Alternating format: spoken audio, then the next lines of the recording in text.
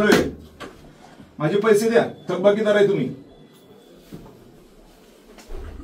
हे शेवटी की आपले पैसे रेग्युलर लाईट बिल ज्यांनी भरलेलं आहे घरगुती त्याला रेग्युलर लाईट मिळाले पाहिजेत. नाही मिळाले, लाईन ट्रिप झाली तर 50 रुपये प्रति घटना, व्होल्टेज ट्रिप झालं, फ्लक्च्युएट झालं 50 रुपये प्रति घटना, ट्रान्सफॉर्मर 24 तासात नाही मिळाला 50 रुपये प्रति घंटा. कोटेशन पाहिजे, कोटेशन नाही दिलं 100 रुपये प्रति आठवडा. कोटेशन भरले, कोटेशनचे हे केलं नाही, पूर्तता केली नाही, 63 ट्रान्सफॉर्मर 100चा पाहिजे, सिंगल फेज लाईट पाहिजे. याची नुकसान भरपाई तरतूद आहे का नाही? कार्यकारी अभियंता महोदय आहे ना? आणि ऑर्डर काय आहे की जर तुम्ही केलं नाही तर पैसे द्यायचे लोकांच्या खात्यावरती, बरोबर का नाही? हो ना? सांगा ना प्लीज, हो की नाही? द्या पैसे.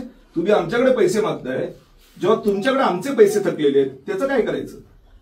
तुम्ही आता म्हणताय मी लिहून देतो की 10 दिवसात पैसे देतो. 10 दिवसात तुम्ही पैसे दिले किंवा खात्यावरती तुम्ही तुमच्या नवीन बिलामध्ये नाही तुम्ही ऍड करून पाठवले तर मग काय करायचं? एकतर तुमच्या सर्व्हिसचा पत्ता नाही, प्रत्येक ठिकाणी गोंधळच गोंधळ, प्लस तुम्हाला पैसे हवे. कसे देणार आम्ही? जेव्हा की तुम्ही थकबाकीदार, आम्ही नाही. जे रेग्युलर लाईट बिल भरणारे लोक आहेत, किती तुमच्या रेकॉर्डवरती आहे किती लोक रेग्युलर लाईट बिल भरणारे आहेत? एकूण कन्झ्युमर संख्या किती आहे तुमच्या सब डिव्हिजनची? कोण आहे तुमचा माणूस?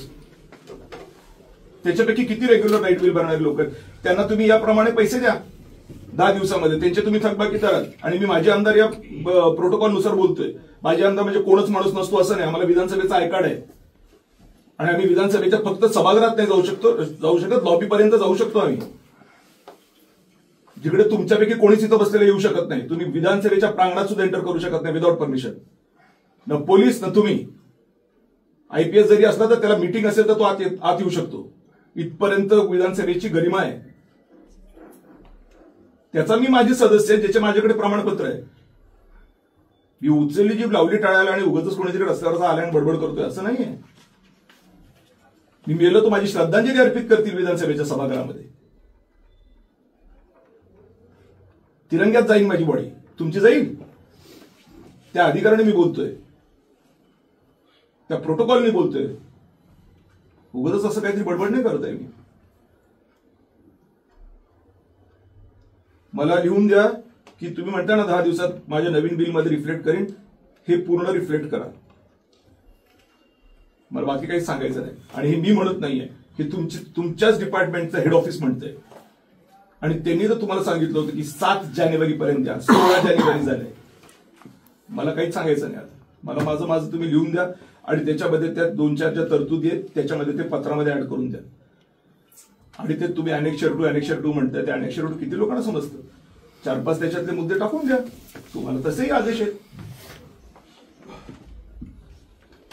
आणि हीच गोष्ट तुमच्या 5 वर्षापूर्वी मी तुमच्या कार्यकारी अभियंत्याला सांगितली होती की तुम्ही महावितरण कंपनी बुडवण्यास कारणीभूत ठराल.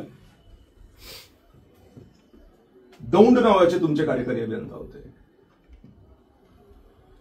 कोटेशन देणं सुरू करा, सप्लाय नीट करा. सप्लाय तुम्ही व्यवस्थित केला, कोणाची तक्रार येणार नाही. कोणी इलेक्ट्रिसिटी सप्लाय कोड 2021 जाऊन तपासलं नसतं जर का तुमची सिस्टीम व्यवस्थित असते.